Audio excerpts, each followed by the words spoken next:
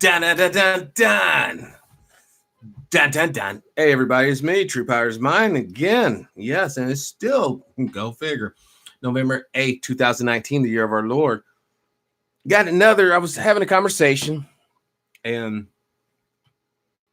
individual told me to check this out. So I want to share with you the last part of the radio or presidential debate in South Carolina. And we'll be breaking it down. All right. But listen to some of the stuff. The Democrats, this is the Democratic. I should probably. So I've had Republican on and Democrat. I'm fair and balanced, right? Let's do it.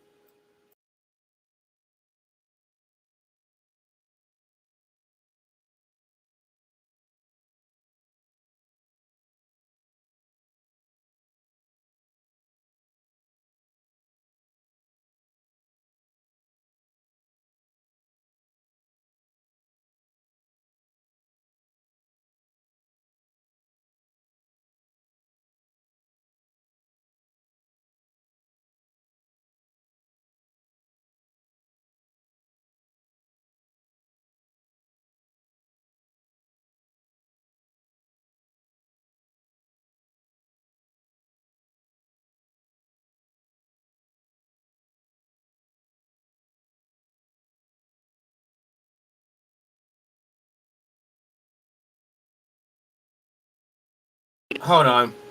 I had to actually open this up in a different format. And by the way, the hopefully the volume's not too terribly loud.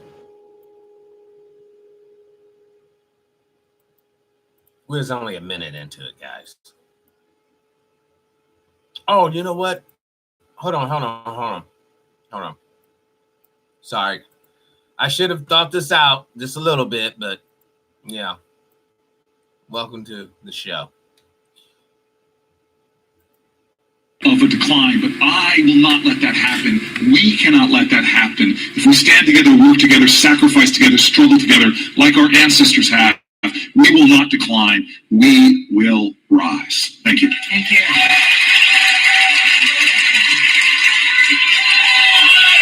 Thank you. Senator Cory Booker here at the first ever Presidential Forum on Environmental Justice. This is our special broadcast going until 9 o'clock Eastern Standard Time. I'm Amy Goodman here with Mustafa Wali, who is the Vice President of the National Wildlife Federation and former official at the Environmental Protection Agency. As we move on right now to hear from our next 2020 Democratic presidential candidate, John Delaney, who has 3 minutes to just freely address you. Thank you. Good evening, everyone. How's everyone doing tonight? So I agree with everything Senator Booker just said, including the points he made about hair being an overstated virtue in modern American politics. So as he got off the stage, we talked about the solidarity we have on that issue. Some of you, I know, agree with me on this point. But anyway, I want to thank you for having me. I want to thank this great university for convening this important discussion, because it really is an important discussion. It is a topic that has not come up nearly enough in this presidential debate. I want to thank the journalists and moderators of the panel tonight. I want to thank everyone who's been involved. It's a real privilege to be here. So the reason it is important to have this conversation is because we're at an important kind of pivot moment in the environmental movement. But before they continue, if they're all about abortions and choice, who exactly are they leaving the environment to? I mean, they're not having any offspring, hardly. I've seen for generations how industrial pollution in the United States of America has unfolded in a way that is terribly unjust, where communities of color and low-income communities have disproportionately shouldered the burden of the industrial pollution that this country. What he's going to tell y'all, it all was a genocidal plan to target minorities, to exterminate us, wipe us off the face of the fucking earth. But, you know, it's just a coincidence, an anomaly. Country has produced across at least the last 100 years. The point is, while our country has remained segregated, pollution has also been segregated. There's 1 million kids in our country who have lead poisoning. A disproportionate share of them are children of color. There's 100,000 citizens die every year in our country because of the quality of air that they breathe. A disproportionate amount of them are citizens of color. If you draw a 2-mile radius around the most significant polluting facilities in the United States of America, 60% of the citizens in that 2-mile radius are citizens of color. See, but he's letting us know all these issues affect us disproportionately. But the sad thing about it, he's not really talking about taking away the portions of it. He's just talking about sharing the garbage of it. Now, if you was a hater and you was listening to this man, you're like, well, what's wrong with that? I don't want my kid to be leaded out. But I still like the product this factory makes. There's nothing accidental about any of these topics. I don't care how trivial they're trying to make it out to be. They're all connected. There has been tremendous injustice with respect to how industrial pollution has been built in this country, and we all know how it happened. It was by design, it was because of zoning, it was because of segregation, it was because of Jim Crow, it was because of all of those factors. And now we have this existential threat of climate change. And the risk exists that that could play out exactly the same way unless we address it. In 2100, unless we address climate change, the city of Boston is projected to be underwater. But we all know that won't happen. Why won't that happen? Because Boston is a wealthy place. And they'll build seawalls, and they'll create pumps that none of us could ever imagine. But other communities in our country will not be so fortunate. They will not have the resources. They will not have the workarounds that other communities have. And the Low Country here in South Carolina, in particular, that is true for.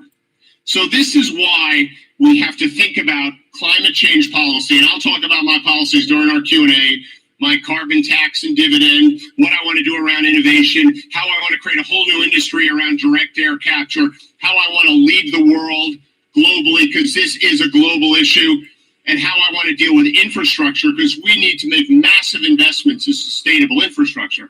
But I'll close before we go to our great conversation by saying what I'm committed to. I am committed that every law and every regulation we make in this country will be viewed through the lens of environmental justice. Because that has to be how we think about policy making going forward.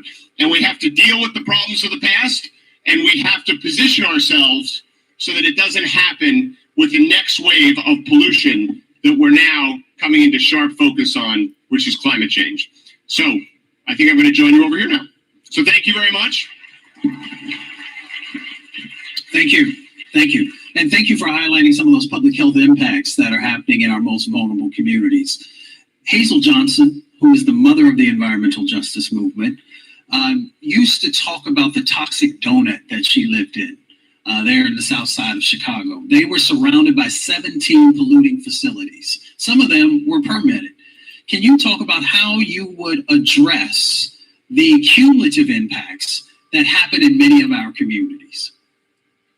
So first of all, again, thank you for having me. The cumulative impacts in these communities have been devastating. If you look at all the public health statistics, I named some of them, you're referencing others. We could talk about asthma, we could talk through all these things. So the first thing we have to do is make sure these polluters don't exist.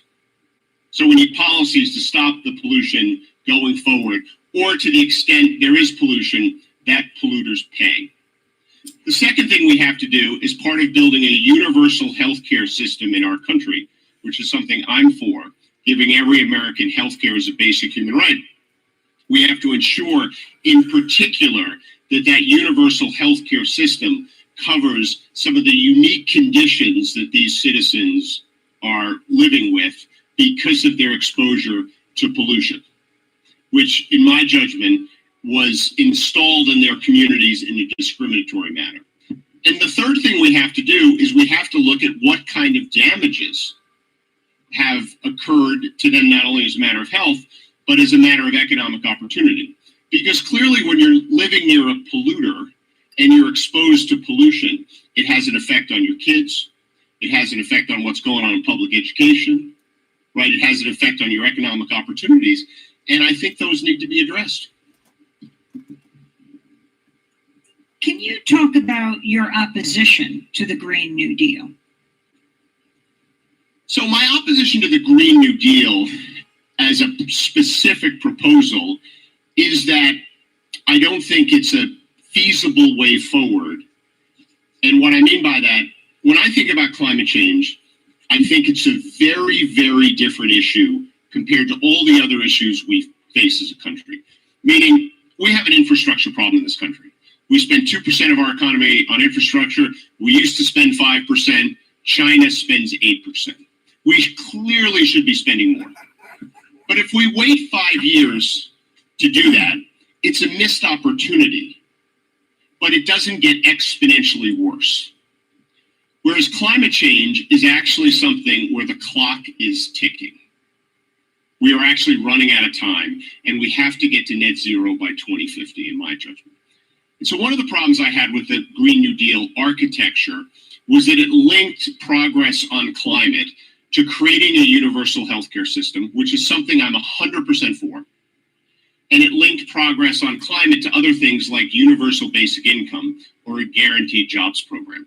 So when I initially saw that, I said, that makes it harder to have action on climate. If the Green New Deal becomes part of a larger social compact, and any action on climate is conditioned upon making progress on these other important issues, by definition, we're making it harder to have action on climate. So that was my first issue with it. My second issue with it is I didn't see a practical way to hit the goal that they laid out, which is net zero in 10 or 12 years.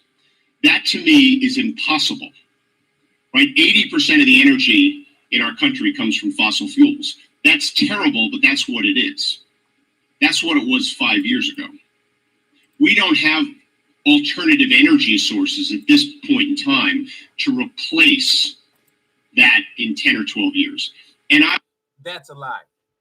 Now, how are you guys going to feel when you find out that, oh, we had all this zero energy technology ever since the fucking 40s? We had anti-gravity devices, perpetual generators. But it's all top secret, all classified, because you peasants need to be on fucking oil. What's up, Brother Marty? Nelson, Brother David, peace and power. Like I said, I just caught the last end of this, but it really gets juicy at the end anyways. Once again, they're going to use us as cannon fodder to promote their fucking social experiment and agendas. We give the most, but we get the least. Let's continue. I've always believed when you put forth unrealistic goals, people don't even try to achieve them. In other words, when President Kennedy said we should go to the moon by the end of the century, it was... Also, I want to let you know, he just said a code. Unattainable goal, let's not go. That's a stab at religion from this fella. I don't know who he is. I forgot his name already, but you got to understand. He's a homosexual, more likely, or advocate of that crowd. That's why he wants universal health care. Dr. Short already told us of the mass die-off that's coming. People are running around here screwing and they're already infected. If we had a universal health care paying system, then that means that you guys are going to be paying for all the suppositories, all the colonoscopies, all the sphincter reconstruction surgeries. And you're going to be paying for the abortions in places where you can actually get one. Once again, folks, brothers and sisters, and even the agents listening, either we recognize we're all in this together and we move forward as a unit for cause and purpose. If not, oh, you might as well get your party hats because it will be a celebration by God. Sister Alexandria, welcome to the show. Incredibly bold goal. But he talked to scientists and he talked to physicists, and it was doable. If he would have said we should go to Jupiter, no one would have taken it seriously. So what I've laid out is a very specific plan to get us to net zero by 2050, which I believe is the goal.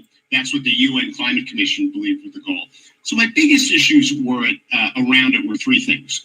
The first is that it tied action on climate to all these other things, and that seemed to me it made it harder. The second thing is the goal was not realistic, and I didn't think anyone was going to take it seriously.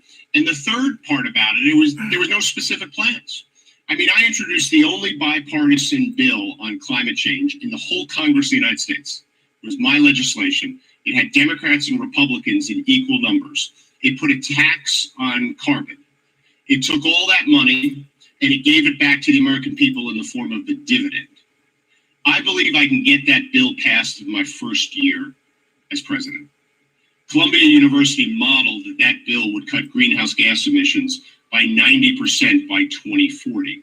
That's an actionable step forward where I see a very specific path as to how you can get it done. I'm all about getting stuff done.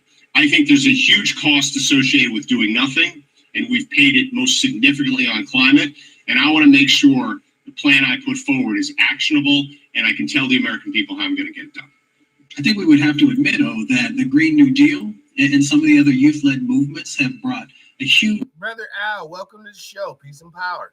amount of attention to these issues where for decades folks were not moving forward. Let's talk a little bit about your plan and how does that sync up with the National Climate Assessments reports and the IPCC reports that has us 11 years before we hit the tipping point? Can you just talk a little bit about how you...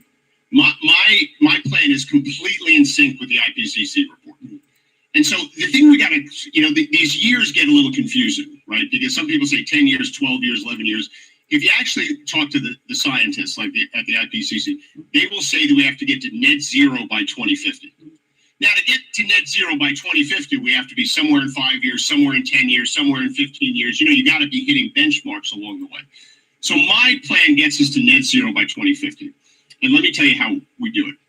We put a price on carbon, a carbon tax, take all the money, give it back to the American people in a dividend. Your average American will get a dividend larger than the increases in their energy costs associated with the carbon tax. Did you hear him? Well, he's talking this pure utter nonsense. He's not even calculating the rate of inflation that we're about ready to hit. They're pressing you for all these carbon taxes and credits. Your energy bill, you have maybe a $200 or $300 energy bill now. What happens when you have a $900 energy bill per month? In addition, you're like, well, fuck that, true. I'm going to my car. All right, let's fill up at $7-8 a gallon. Oh, well, where are you gonna cook your food? You gonna go up there to McDonald's? Bro, up there, they're gonna look at you like you crazy. You got a $1 menu? No, but you can get a cheeseburger, a regular cheeseburger, for $10. The inflation is not a joke. I am putting in work today, Big Pimp, and welcome to the show, brother. That will largely get the electric grid to net zero by 2050. Then I call for a 5-fold increase in Department of Energy research spending. Because right now we spend about $6 billion on basic research. I think we should spend 30 a year.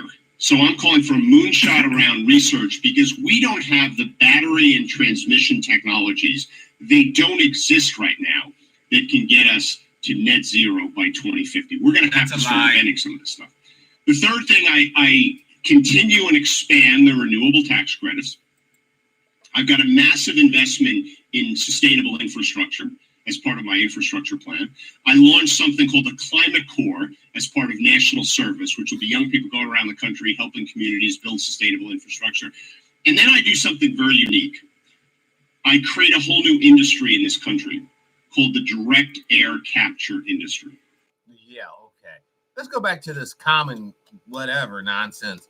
What community in the United States, other than, your potholes and typical street neglect, has a truly infrastructure problem to where young people are going to go out with shovels and pick? You have better know how to operate heavy equipment if you go messing with our roads. These ain't little gravel jobs out here. It's peel and chip, concrete, and asphalt. If you don't know how to operate those heavy machinery, you're wasting money and time. Now, if you really want to help the economy, you really want to help the people, what you need to do is make the Federal Reserve abolish it overnight. It was brought into law overnight, and it can be abolished overnight.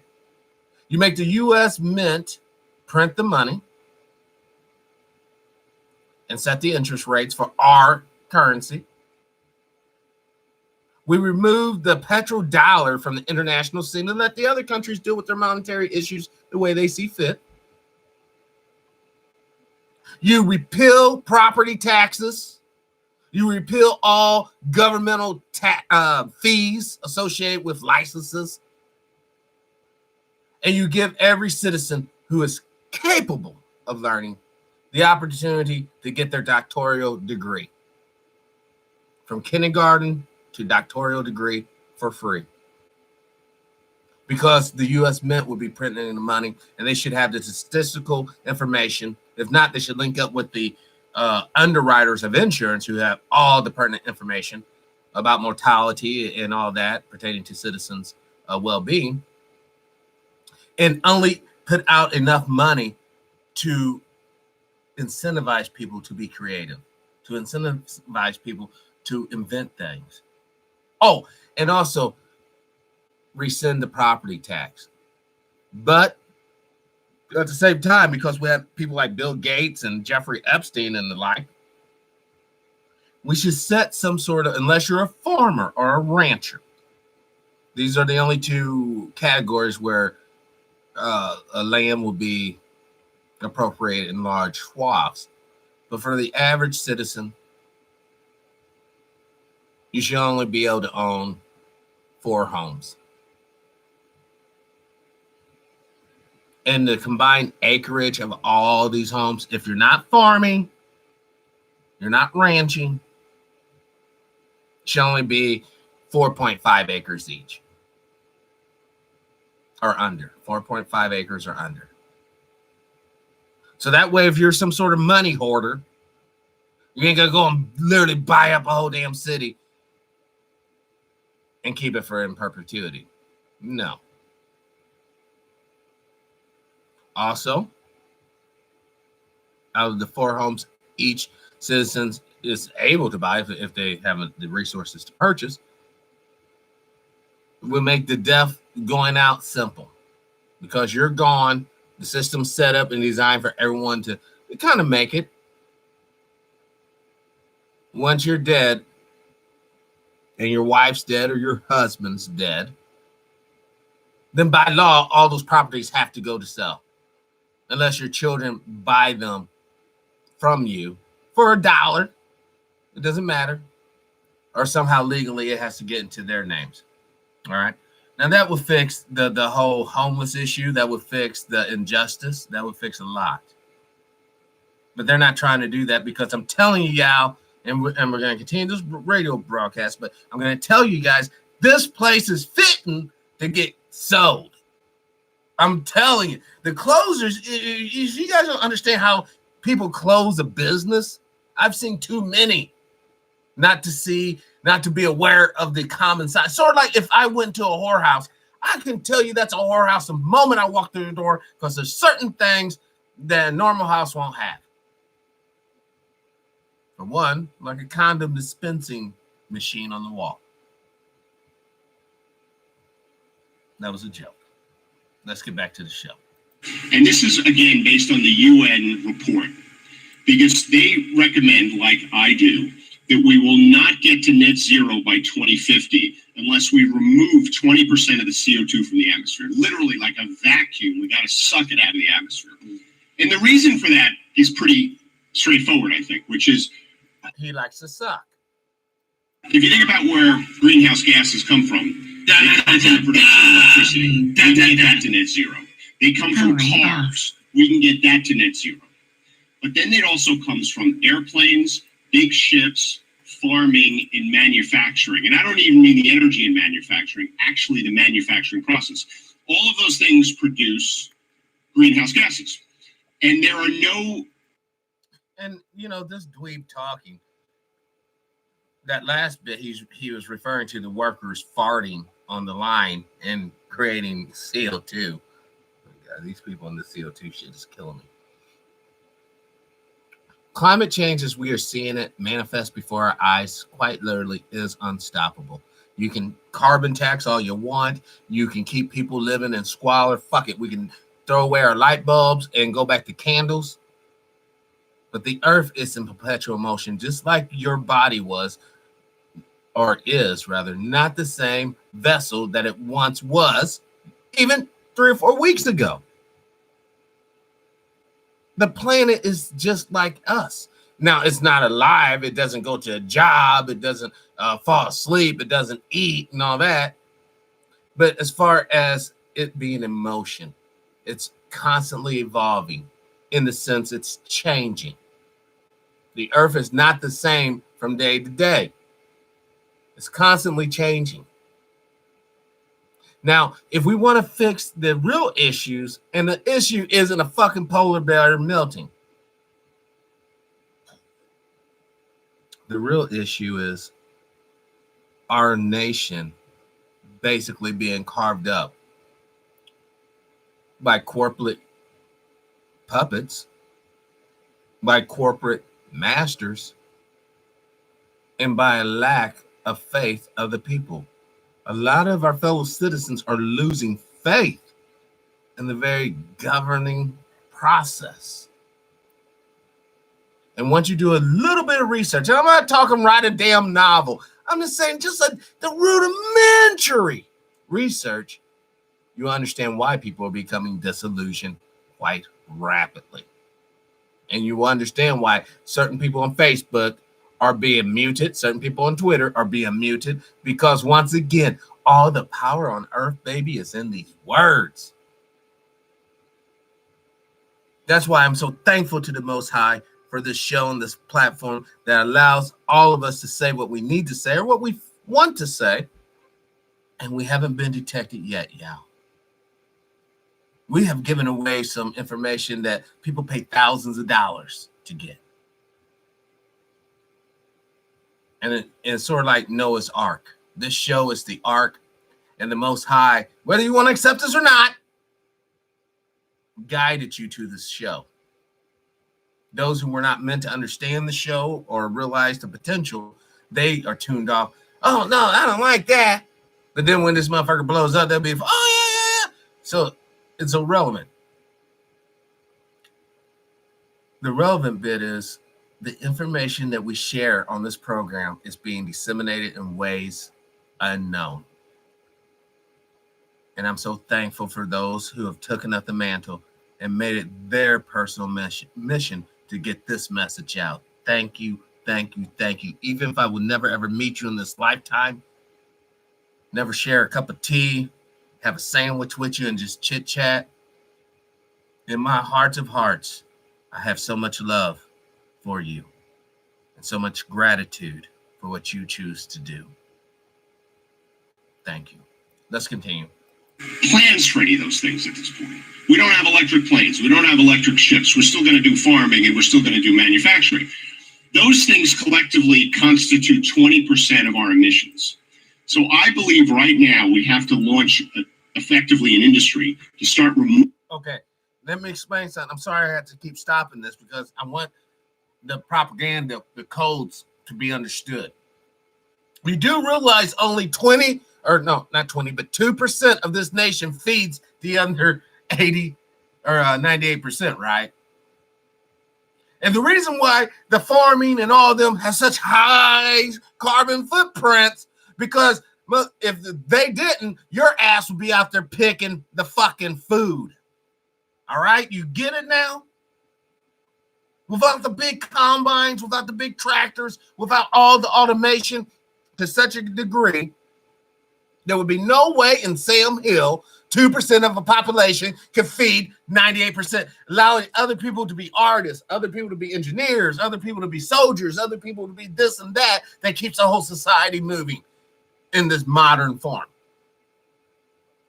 So you better be very leery to the sweet bullshit they're trying to play, talking about we can do this and that, because at the end of the day, it's really going to mean your ass is going to grab a shovel, a rake, and a hoe.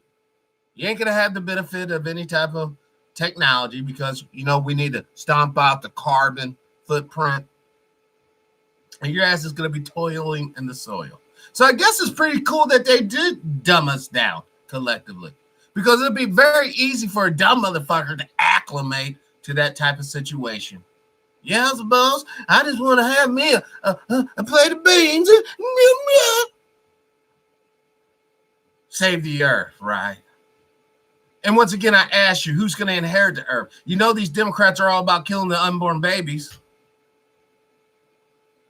Whether or not it's Republican girls actually getting it done because they're the ones that the family would be ashamed of, whereas a Democratic family more than likely, yes, our food stamps goes up. Pardon me for burping. I did drink one beverage, officer, but I'm not driving.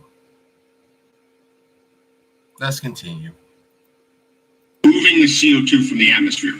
I'm not talking about capture at coal plants. I'm talking about machines that exist. They're proven. The science works. The problem is they're too expensive and they're subscale. So what I want to do is create a market for them, just like we did for wind and solar. I want to take the $50 billion a year in tax credits we give to the fossil fuel industry, and I want to allocate those for the government to actually purchase carbon. Stop. In other words, he wants to, you understand that $50 billion or $150 billion that they're subsidizing the fossil fuel industry equates to you getting a discount when you purchase the product. Whether it be the transportation costs, whether it be the actual oil refinement costs, all of that money, just like the food stamp program, really keeps food prices lower for working folks. Because more people can go into the grocery store to buy product, the grocer can therefore give out better sales. Once they start cutting all these programs, then it's going to be crystal clear what I'm talking about now in 2019. So you can keep laughing at me, it's not going to happen, just plug yourself into the system, true, and you'll be okay. Keep all that jazz, all that Marilyn Monroe. But when your fucking devil-loving, human-hating, traitor-ass system fails, because it's designed to fail, by the way, I don't even want to say I wish bad on you because you're going to be so psychologically devastated, most of you anyhow, at that point. I just wanted to let you know I still love you, fool. Hopefully, if you have any strength left in your body at that point, you can get on with liberation. Unless you're totally gone. Let's continue. At the lowest price, using a market-based system similar to what we did in wind and solar to unleash a whole industry to remove CO2 from the atmosphere. So that's the specific kind of features of my plan. And just to anchor this in what this forum is focused on, our most vulnerable communities. In many instances, market mechanisms are contributors to hotspots. So how would you address the hotspot that exists throughout our country? And the hotspots are our most vulnerable communities with the plan that you have. Well, so let me tell you how I think about market-based mechanisms. I think about market-based mechanisms the same way I kind of think about our country, which is we're having in some ways a pointless debate about socialism versus capitalism. I don't think we're... Stop. No. It's not pointless. It's not pointless at all. It's actually to the damn point. Capitalism, socialism, the way it's being implemented and the way it would be implemented in this world would not be good for us. Period. Someone needs to get down there and clean out that nuclear reactant slop waste. Let's put it to a vote. Oh, looks like you got to go down there, Leroy. Take Tyrone too. That's how socialism goes. And capitalism, well, I think it's time to, invest into property and we'll get some loans going. Like that one brother that had $750,000 in debt earlier at the Trump rally in Atlanta. Most people will never have access to that type of capital. Least of all, liquidable capital.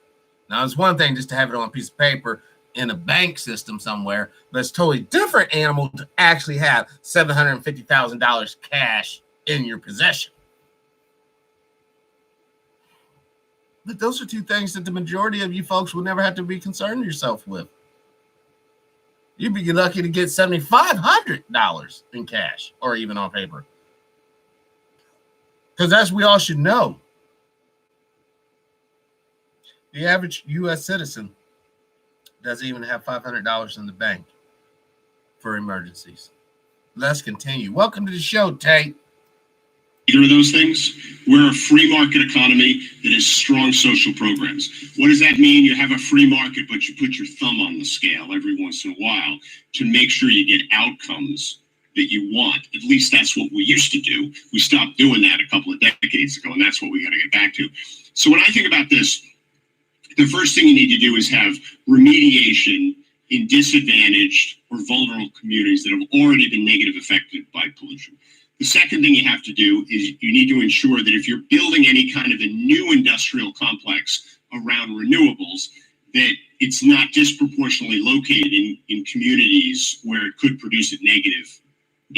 So in other words, the next time we need to make, I don't know, a trash dump, let's put that bitch in Hollywood. Let's make I don't know, some sort of chemical company, fertilizer plant. Let's put that in downtown Manhattan. See, what he's talking is pure fiction, pure fantasy. There's a reason why you don't want to live in the shitty part of town. And it's not just because of the rats and the roaches. You don't believe me? Ask the brothers and sisters who were up in St. Louis last century that were getting juiced. We want to sit here and talking about money don't fucking matter, or the whole economic, the everything that you exist in this country is predicated on your ability to get the monetary resource. Everything. From what type of shoes you wear, what type of cologne or perfume you prefer, to how you choose to entertain yourself in your free time, if you're fortunate enough to have free time. It's all predicated by the dollar. That's why the dollar should be out of the hands of a private corporation, even though the president of the United States elects its chairman of the board. That's saying, like, even though a hooker's walking the street, her pimp is elected by the local police force. They elect the pimp that services all the dudes spreading the disease in the damn neighborhood. Now, I don't know how that analogy quite fits, but in my mind, it really does. Let's continue. Right. The third thing we got to do is got to make sure we're investing in these communities so that they have opportunities. Because if we're removing a lot of the polluting industries from these communities, we got to get new jobs back in these communities. Right, because that's one of the big issues associated about fixing the disparities. You got to replace the jobs that exist because a lot of people work in these industries that are in these communities that are hurting them. So those are some of the things that I get at. And as I said in my opening remark, every decision has to be made through the lens of environmental justice, every regulation and every law. Our last question goes to... Hold on. Before we get environmental justice, animal justice, fuck it, air and water justice, tree justice. Well, I guess that's all environmental. Can we have human justice? Can we get the little taste of that? I mean, not much. Maybe some sort of reparational package, as it were. Nothing to where you can say this is for slavery, because I know how, that could be psychologically offensive to some. But by saying, look, we appreciate you as a citizen. This is a citizen reward. A basic standard of living reward. That way, it would free up the corporations and companies to become basically totally autonomous. Fuck, you won't even need a secretary. You can have a sex doll, put a little chip in her, boom, there you go. You won't have to worry about poor workers, malnourished, and being subsidized by government food programs and WIC and all that. You can go in there and kick a robot in the ass and do whatever you got to do. I have zero problems with robots doing work that humans could or should be doing. As long as the flesh is taken care of. As long as the meat is tended to. But unfortunately, man, I know you guys ain't hearing me yet. Not really understanding what I'm truly trying to say. And now it's not quite the time to get into all that. Let's continue. A student, Brandon Galloway. Hold on. One of these students, guys, I don't know who put the students up to reading scripts or whatever. It's horrible. The way this one cat tries to articulate his words, it's just pathetic. Let's continue. Thank you, Representative Delaney, for being here. My name is Brandon Galloway, and I am a graduating senior in civil engineering with a minor in environmental science. And I also am the founder of our Environmental Action Club here at the South Carolina State University. I'm going to try to get this guy on. Brandon's cool. Brandon, zero issue. Zero issues. He's very well put together. The other one, and I'm not just doing this to be some sort of like critic, even though I have to kind of do the show as a critic. If not, then we know the specter of demonetization looms over this particular channel. But I'd say this, so if this young man hears this broadcast, brother, whoever put you up to reading that bullshit ass script, you should look at them in the eye. Look them hard in the eye and say these words: never again. Never again. Let's continue. So a few of the questions that were already asked were related to my question. So I would like to make my question a little bit more specific for you. So you highlighted the fact of the matter that the global climate crisis we have simply is a waste management problem. And the fact that minority communities, aka people indigenous to the lands, are the least contributing to pollution, yet we are the most affected by the impacts of climate change. Dr. Robert Bullock, the father of environmental justice, says, wrong complexion for protection. We are the most displaced and the last to be taken care of after these man-made disasters and these natural disasters that have been intensified by the effects of climate change. Wrong complexion for protection. My question for you tonight, Representative Delaney, is what kind of actions would you take to implement policies that would combat, protect, serve, and repair those communities affected the most, ultimately making them more resilient to natural and man-made disasters? And we just have 1 minute for that answer.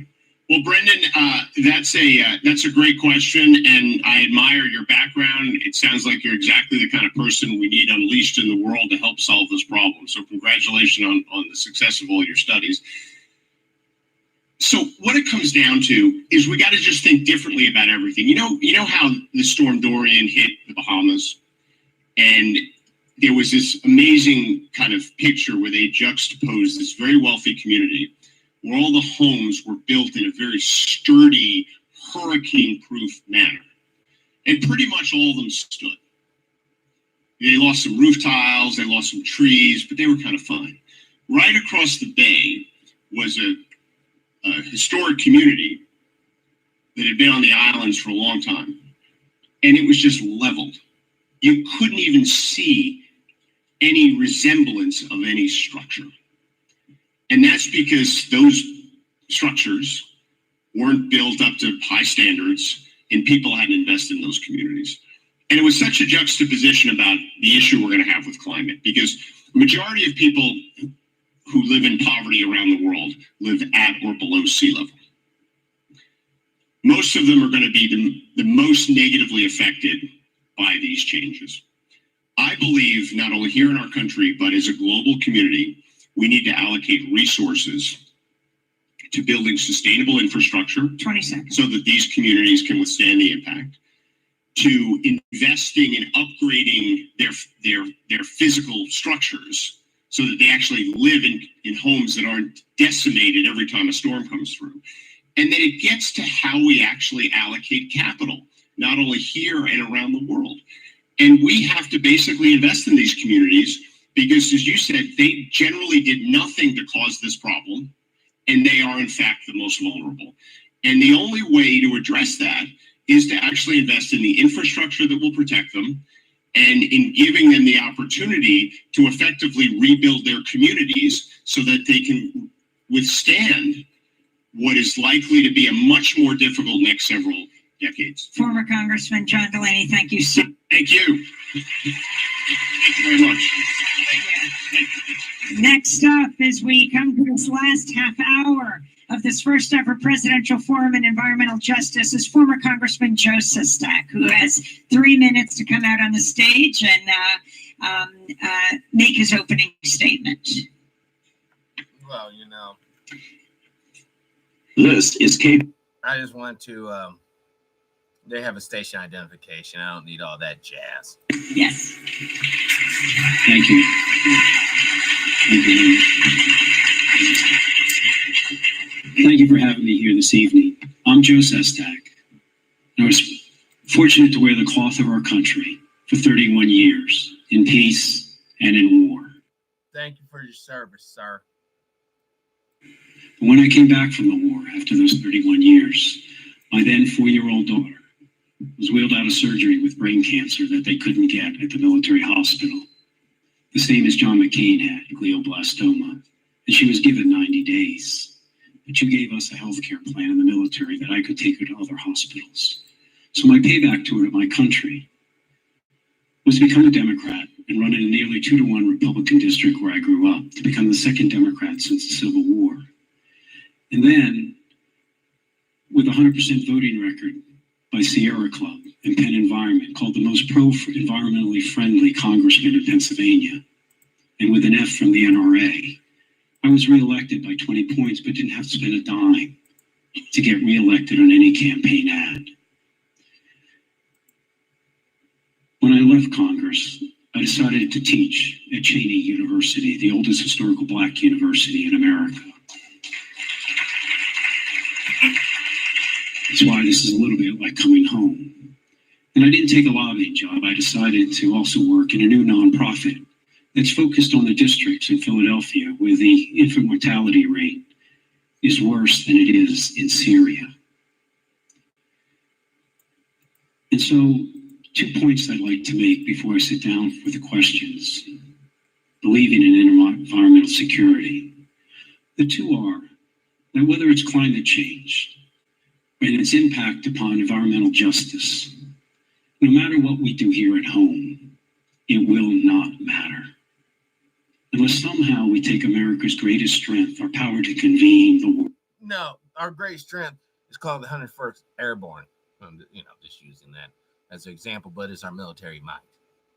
Now, after all the Rhythm Monroe and BS they're jargoning here, yes, if something happens, the sea level rises, the fucking poor around the world are like rats and start running around, then what's going to ultimately happen is, boom, the genocide kicks off. The celebration begins, the purge, whatever you want to call it.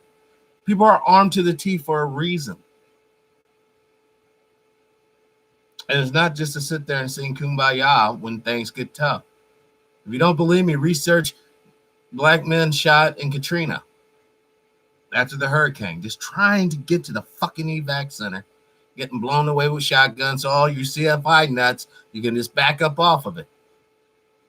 You shoot an individual with a shotgun, there is no forensics. It does such a horrible work on the business end of that weapon.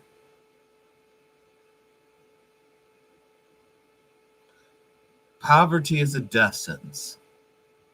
Whether you're intellectually impoverished, physically impoverished, or financially impoverished, it is a death sentence. What old boy opened up with his little baby girl having cancer, if he didn't have the right money. But once again, why don't we look at why did the baby girl get cancer? Oh, lo and behold, when during his military service, he was around all kinds of weird fucking shit that mutated his sperm and caused this defect. Boo-hoo, we got treatment. But it's full circle, you see. I'm just using it as a hypothetical. It's a full circle, you see. The chemical companies makes the products, makes the weapons, makes the whatever you think you need. Yourself and the young are affected adversely by the chemicals from the products. The healthcare is there with the needle, ready to fix you up. As long as you pay tribute to the insurance man who will flip the bill. And then the insurance man can pay off the lobbyists to get new vaccines approved so that another wing of that particular corporation or conglomerate can make funds. The Democrats do a horrible job at showing how these things all connect. They're great about women are being oppressed. Oh, blacks. Oh, you should understand how gays are. Oh, gays. Oh, illegal aliens. Oh, future Democratic voters. Future voters. Oh. But they will never show you the point from A to B to why they even have a victim to try to uplift. And it goes back to what old boy says, because he was throwing out codes. Republican district, the second Democrat since the Great Civil War. And we all know on this show what Democrats are truly about. Let's just say if we were playing chess, you'd almost have to be suspect of that individual. If people were sincere about this political ideology and this political movement, then they would have actually created a true third party. Because every attempt at a true third party is ultimately crushed because of the war of attrition by the Republicans or Democrat, or a concert of both of them. Let's continue. World, where 194 of 196 nations that out met their including us, our Paris climate change commitment. And where the tropics, 8% of them have air conditioning today, but 50% will have it at least by 2050, which would be equivalent if they just go to Sears and buy a normal air conditioning of deforesting 2/3 of the Amazon. It is all of the world doing this or nothing. Second, in the military you learn, expect what you inspect. And we set up a wonderful inspector for environmental justice back in 1992 in the Clinton administration. That's our warrior to make sure damage isn't being done in justice and environment in our inner cities and elsewhere. And yet, what it does do, it's basically toothless. It does very good work in the EPA in this one office for making sure that we cooperate, we collaborate, we integrate, we advise, but it has no power. And the money it has is decimal dust, $1 million a year in grants. If you are to use our government, which you must, to ensure that there is not environmental injustice, that office must be given teeth. And it has a wonderful model in it called the Geographic Assessment Environmental Justice Model, which can even tell you which communities are unable to even have the ability to help and work with decision makers and where the health costs will be, like up in Nicetown in Philadelphia, where they're about to, in a poor, lower income community, put another power generating plant. And when they assess it, they do nothing. That's the first step to begin to enforce environmental justice. Thank you. First off, thank you for your service. Could you talk a little bit about the role that the military should be playing in addressing these environmental injustices that are happening in our community? It's interesting. Your United States military, and they're based in the U.S. Navy alone, it has higher renewable standards on their bases than anywhere else in America. Because we understand, and my wife actually works abroad as international environmentalist, but also has been consulted by the military of how can you have more efficiency in operations, even with Marines carrying their backsacks, so you don't carry fuel in order to power your radio. How can you use a solar power panel, not just for energy, so they can frankly carry more bullets? So you have actually, until the closing of this year, which my wife worked for, an environmental security office in the Pentagon and an operational efficiency office that works together. When I joined up during the Vietnam era, and I did flunk my physical, but I went back, the issue was... Thank you, Brother Shannon. Peace and power, unity and respect. Isaac, I see you over there kicking it. Welcome to the show, peace and power. And knowledge, welcome to the show, peace and power. Listen, y'all. The level of propaganda is about ready to go through the roof. The roof is not on fire. The motherfucker's clean blown off because no one put on no tornado straps. If we want to use the analogy of the big bad wolf, we started off in a house of brick. Total structure, pain, slavery, hatred, cruelty to animal and woman and man. We moved into the house of wood. False treaties, broken alliances, eroding of the rights, at least the right to own another human being, which is a good right to erode. Eroding rights in itself is not a bad thing, especially when these rights are seen for what they truly are. But we move past the house of sticks, and we're straight up in a house of straw with 50-inch plasma TVs, smart thermostats, hell, even a smart shitter that'll flush for you. How much more decadent can we get? And as many of us are experiencing the first world experience, many more brothers and sisters, especially the way that code's hitting out there right about now, is having a very bad go at it. So every day we keep on denying liberation. Every day we keep not acting and causing purpose moving forward. Dare I say another angel gets their wings? Let's continue. That we were throwing trash over into the ocean as soon as we were 3 miles away from land. Within a few years, we started getting to it, and nothing has ever dropped overboard. It's compacted and brought to shore and properly. We actually have... Yeah, so instead of throwing the trash in the ocean, we throw the trash in a landfill on the land. Okay, we get it. But eventually, as we know, continental drift, that land will be sea, and then all that poison will come up through the sea. You probably find at the bottom of the Dead Sea is an ancient nuclear power plant or some bullshit. Some toxic fucking slop the ancients were fooling around with. Once again, nothing's new. Let's continue. Navy and F-18 Green Energy Squadron. A lot of images are stereotyped about the military.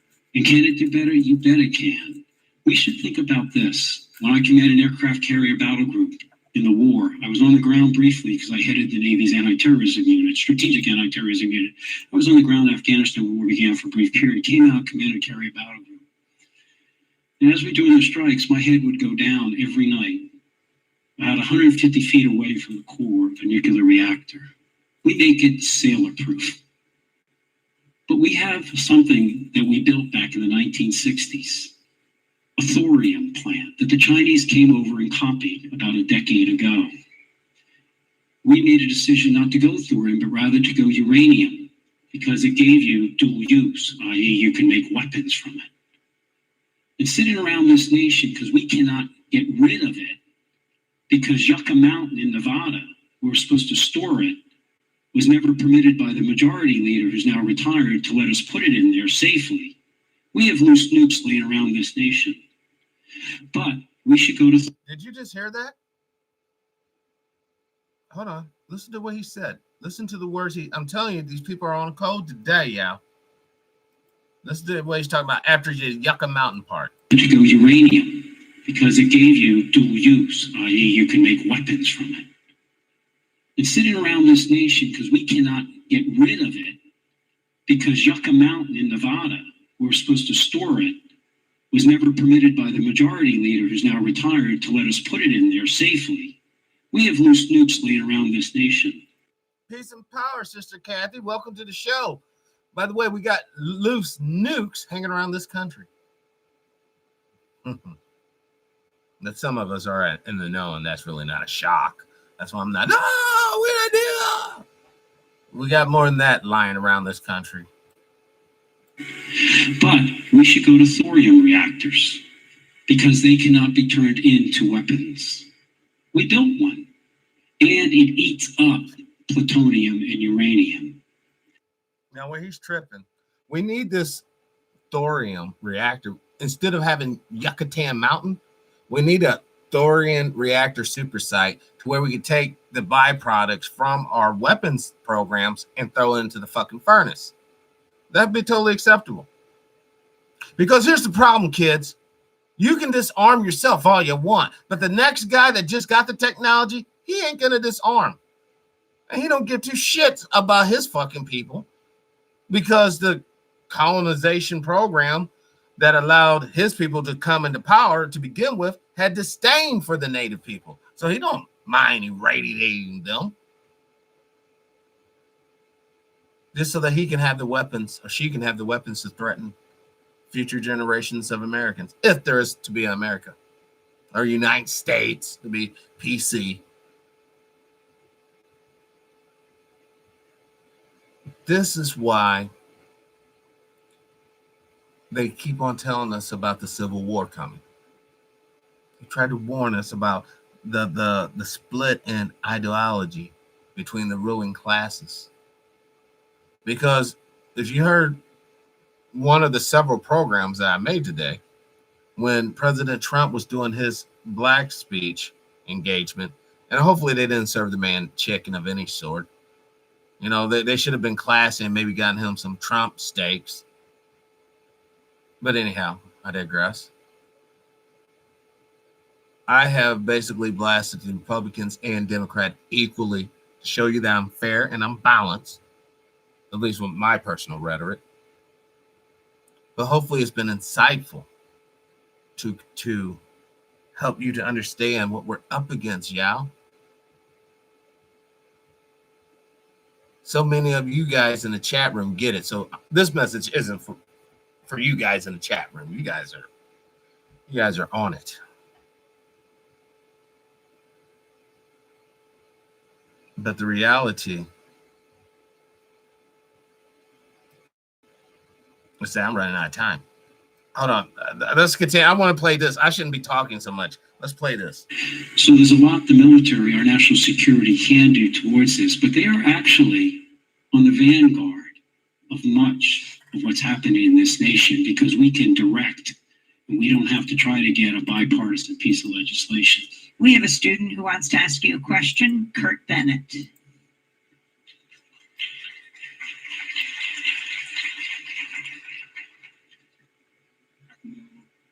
Representative Steve. My question is for you is how would your administration ensure that the Environmental Protection Agency, whose mission is supposed to protect the human health of the environment, does not continue to dismantle the environmental laws and policies that have been put in place just to do that, thereby becoming an environmental Oh, come on, dude. destruction agency? I lost a little hearing in the Navy. Could I come closer and ask you to hear? Oh, I'm sorry. How would your administration ensure that the Environmental Protection Agencies, whose mission is supposed to protect the human health environment, does not continue to dismantle the environmental laws, policies that have been put in place just to do that, thereby becoming an environmental destruction agency? Yes, thank you. Yes. Look, the EPA, as you know, is supposedly of cabinet rank. It's actually not. It's one level down. It's kind of sub-cabinet. I think it needs to be by legislation, needs to be a cabinet rank by legislation. The reason I bring that up is for the reason I gave that opening statement.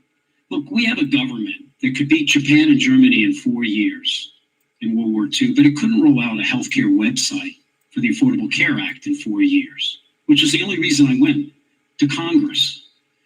We need to make our government effective. And when you have the EPA have an office called the Office of Environmental Justice, and it doesn't enforce environmental injustices, something's wrong. EPA has regulatory abilities.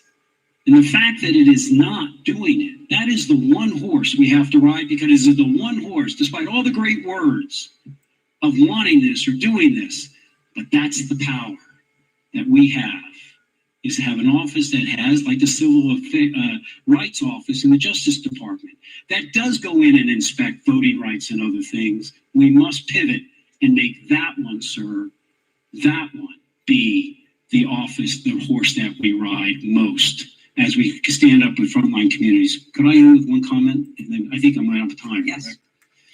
It's John McCain, who used to call me, because he was a fellow Naval Academy grad when I ran for Senate, used to say, Joe, I saw you on television. You're still too long. Keep it shorter.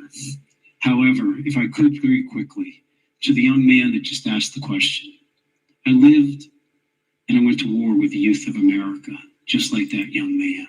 5,000 sailors on an aircraft carrier. Their average age, 19 and a half. I not just went to war with them, I learned from them. And it has to do with what that gentleman just asked about.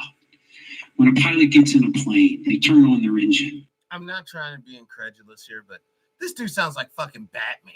I lived on the aircraft carrier with him, and I learned from, come on, dude. This isn't a Dark Knight movie. It's supposed to be about a legitimate plan to heal this nation, but we're not going to hear none of that. Spoiler alert. They strap you to a catapult. They push a button, and that sling, that catapult throws you into the air for the ride of your life. But suddenly, when they're about to push the button, they say, stop. Unhook your engine. Stop and get out. They need a different plane. There's been an ambush. But no one unhooks the plane to a young man and woman, such as that young man. Walks out, unhooks the plane from the catapult, but the pilot can't see that. And that pilot doesn't want to turn off their engines till they know they've been unhooked.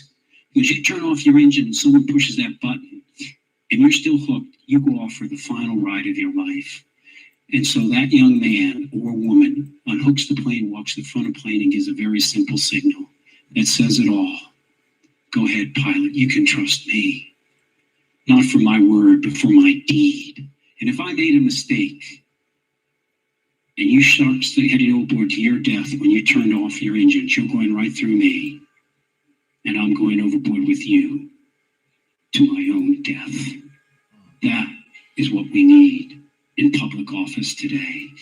For there's that EPA office I spoke about to do accountability for the deed, not the word, or to have a president that does the same, above party, self, any special interest for people. Former Congressman Joe Sestak, thank you. Thank you. And our last candidate tonight is Marianne Williamson, who'll come out and make her opening statement.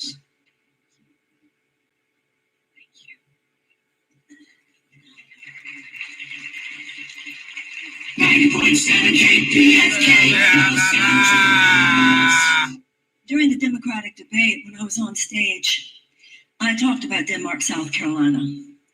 I talked about people telling me there about the contaminants in their water. The fact that their government, their state government, not only is not fixing the problem, but seems in many ways to be part of the cover-up. And I talked about Flint, Michigan. I talked about the water there. I talked about the fact that what happened in Flint would not have happened in Grosse Pointe. I talked about the fact that this is a dirty underbelly of American society. The racism, the prejudice against people of color, disadvantaged communities. And I did that on the debate stage for the same reason that I'm running for president. Because I want to help America look in the mirror. Everything that we're talking about here today, I agree with 99.9% of all of the solutions that have been discussed here today. But none of this is really going to change if we only address symptoms. We have to address cause. We have to address the deeper, virulent strain of capitalism that has corrupted our government over the last 40 years. We have to discuss the fact that we have a corrupt economic system, an amoral economic system, a corporate aristocracy that has so corrupted our government and has so hijacked the value system of this country that if all we do is elect a Democrat who will have better policies, we will always be vulnerable because they'll be back in 2 years or they'll be back in 4 years. I want to be president because I want to help initiate an awakening of the American people. Martin Luther King Jr. said we need a qualitative change in our souls as well as a quantitative change in our circumstances. And when the American people wake up to that dark underbelly of American society, to know that the functioning of our government is not worthy of the decency of our people, to recognize that this shift from vital democracy to corporate aristocracy cannot just be fixed in incremental ways, then we will have a spiritual and a moral revolution in this country, and then and only then will equality and liberty and justice be back. Thank you.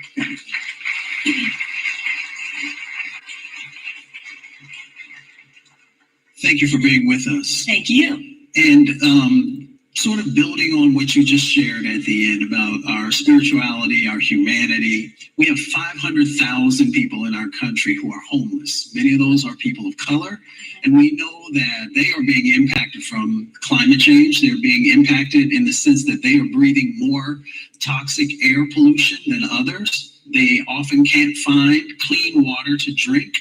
What would you do to address some of the homelessness that is tied to these environmental impacts?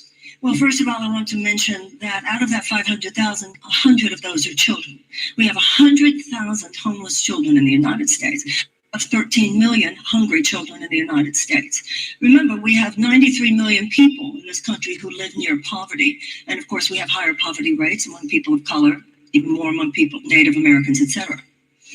It's interesting when we talk about it as a homelessness problem or even as a housing problem, because what's really happening is that it's a poverty problem. It is an economic injustice problem. So it's one of the reasons I'm running. It's very interesting, isn't it, that the same political establishment which we're asking to solve the homelessness problem, to solve the housing problem, caused the homelessness problem and caused the housing problem because of the fact that they become handmaidens to the corporate aristocracy, whereby for the last 40 years we have been engaged in a systematic transfer of wealth. It's what my mother would have called a theft, a major transfer of wealth in this country into the hands of 1% of our people, 1% now owning more than 90%.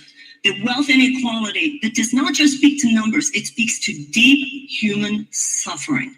And this is what we need to address. And this will not be addressed just because you have a president who goes to Washington to fight for you. We have to remember the citizens of the United States are like the immune system. This situation, Donald Trump and all of the forces represented by the continuation of these injustices, they're like an opportunistic infection that would not have gotten a hold of us had there not been a weakened societal immune system. It is when we awaken to this, we awaken, and really on a certain level won't even matter what people in Washington do, because once we awaken enough, we will totally make sure that not only is the president fighting for you in Washington, I don't want to fight for you. I want to co-create with you, because what needs to be addressed in Washington also needs to be addressed in Columbia, and it also needs to be addressed in Denmark, and it also needs to be addressed in Spartanburg, and it also needs to be addressed in Flint, and it also needs to be addressed in Newark, and it also needs to be addressed only in a way it will be addressed when the American people have simply had enough.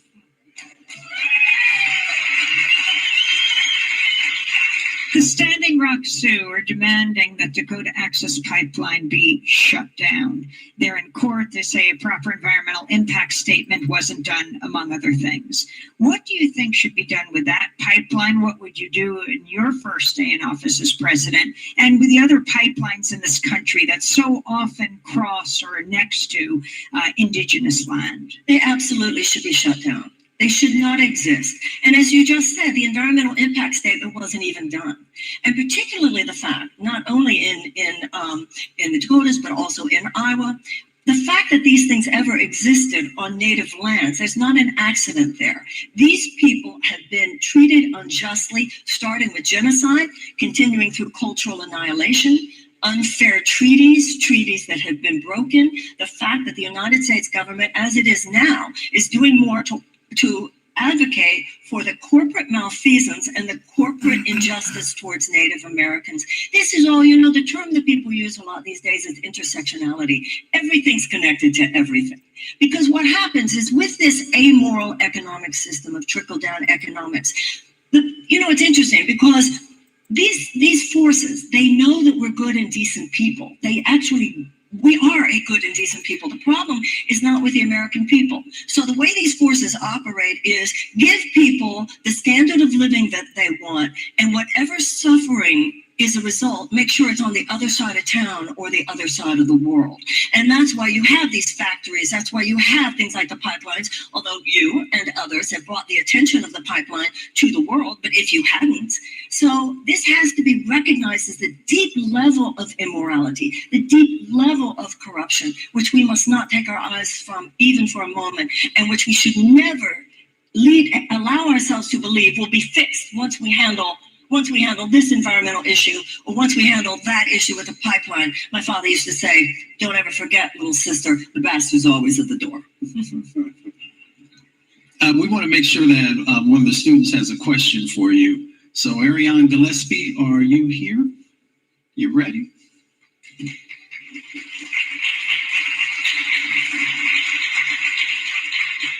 Good evening.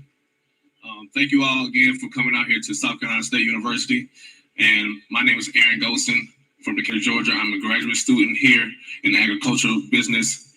My question for you is, many youth come from environmental justice communities, attend HBCUs and minority serving institutions. What is your plan to better support the colleges to prepare the next generation of environmental justice champions? I wear hearing aids. Did he say what am I going to do to support education? What is your plan to better support these colleges to prepare the next generation for environmental justice champions? Did he say specifically historically Black colleges? Yes. Okay. One of the pillars of my campaign is a plan for reparations for slavery.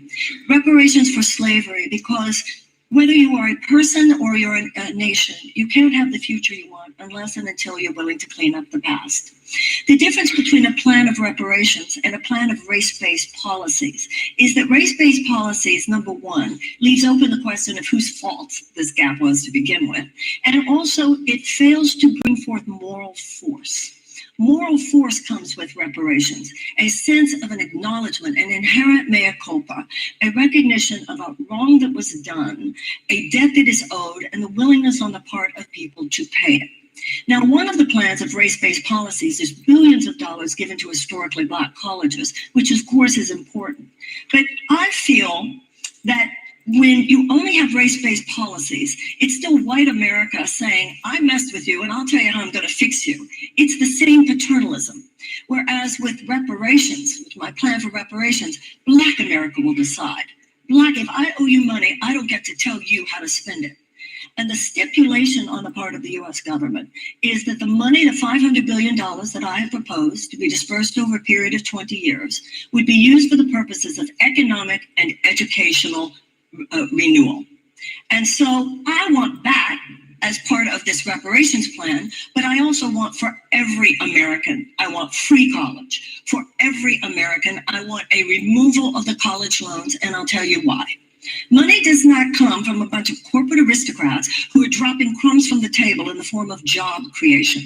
Money, especially in this century, we must change the paradigm from an economic to a humanitarian bottom line. Money comes from the creativity and the productivity of the American people. Anything we do that helps you thrive will help America. And we also know in terms of the Black communities, it's been established that if Black families manifest as much wealth as white families, our economy would be $1.5 trillion larger. So for me, for you to be able to have the education that you want, so that you can become in all ways the man you want, in all ways manifesting your God-given potential, America will win. That's an economic stimulus. Be as educated as you can. I want to remove your health care. I don't want you to have to worry about health care. I don't want you to have to worry about paying for college. I don't want you to have to worry about college loans. And the quid pro quo is you go be everything you can possibly be. As a man, as a father, as a lover, as a friend, as a husband, as a partner, as a creator, as a producer, America will be much better off. Thank you. Tom Perez, the chair of the Democratic National Committee, the head of the DNC, has said no to a climate crisis debate. Your response? The DNC has said no to a climate crisis debate. Solely focused on climate DNC has change. said no to me being around too much either, so none of that surprises me. And how has that affected your ability to get your message out as you continue to run? Is that also challenged whether or not you'll continue, that you're being, at this point, excluded from the presidential debates? I have seen from this experience that the system is even more corrupt than I feared, but also that the people of the United States are even more wonderful than I knew. So there's that system that you just described, and then there's this. This is where the magic is. This is where the heat is. This is where the buzz is, where people, you see, the American people are not the problem. This form of elitism, that's all this is, a form of elitism. The only situation that should be narrowing the field are the voters of South Carolina and the voters of Iowa and the voters of New Hampshire and the voters of Nevada, Iowa, South Carolina, and New Hampshire. Good point, Brother Al. I forgot. You just had to hit the rewind on that part. They introduced the old girl. I forget her name. I know she wears a hearing aid. If I were to skulk away because the DNC basically said you get out, go away, and don't raise a ruckus about it, they don't know who I am. And if the people of the United States and these primary states are deciding who to vote for, if you see me that scared off by the DNC, why would you ever think I have what it takes to take on Vladimir Putin? Thank you. Thank you. Thank you so much. Thank you. Thank you. What do you think is the most critical issue to take on when it comes to environmental justice and environmental racism? Well, the money in politics obviously is it's the cancer underlying all the other cancers. So we're not going to be able to, given the current makeup of the Supreme Court, we're not going to be overturning Citizens United anytime soon. But just as Elizabeth, when she was here, talked about anti-corruption laws, one of the first things I would do is submit legislation. We can establish public funding for federal campaigns. This is the snake. This is the head of the snake that we actually must that we absolutely must fight off. But also as president, just as I did on the debate stage, I talked about Denmark, South Carolina, and I talked about Flint, because I knew that this was the kind of thing that would otherwise not be brought up. It's inconvenient to the political system. The reason anyone would vote for me for president is so that I would be an inconvenience to the political system. We will not let that happen of a decline, but I will not let that happen. We cannot let that happen. If we stand together, work together, sacrifice together, struggle together, like our ancestors have, we will not decline. Yeah, that was all I got of it. That was the end of the presidential debate at the University of South Carolina, I believe. But one thing, hold on, I can get that old girl's name for everybody. We'll just do a rewind real quick. leaves open the question of whose fault this gap was to begin with. And that's why you have these factors. Once we awaken, and only then will democratic debate. When I was on stage, I talked about Denmark, South Carolina. When they're about to push the button, they say, stop. And I'm going overboard with you to my own death. The solutions that have been discussed here today. But none of this is really going to change if we only address symptoms. Mariana Wilson, right? Williamson. Thank you, Sister Kathy. Thank you. So we don't even have to do that. Now, by the way, while I got you on the line here, Kathy, when are you available to come on the show? Like tomorrow, not tomorrow, but Sunday, Monday, when? Tuesday? Marianne. Oh, Marianne. All right, Marianne Williamson. But I'll email you the particulars on that. I'm about ready to pass out, y'all. This has been TPIM. I mean, I don't know how many shows I've done today. I've done a few I haven't even released. Oh, my God. Yeah, it's been one of those days. Monday. Okay, Monday. We'll do it Monday. Yeah, we'll just pop up and just make it happen. Okay, that will conclude TPIM SR Live coverage of the presidential debate. We were critiquing it in commentary, respects for all copyright issues, fair use, blah, blah, blah, etc., etc. Today's date, November 8th, 2019, year of our Lord. As always, live your life with integrity without hate, envy, or greed. Brothers and sisters, I ask you sincerely, please be kinder to one another. Peace, power, unity, victory, dignity, and respect, and liberation. I'm out.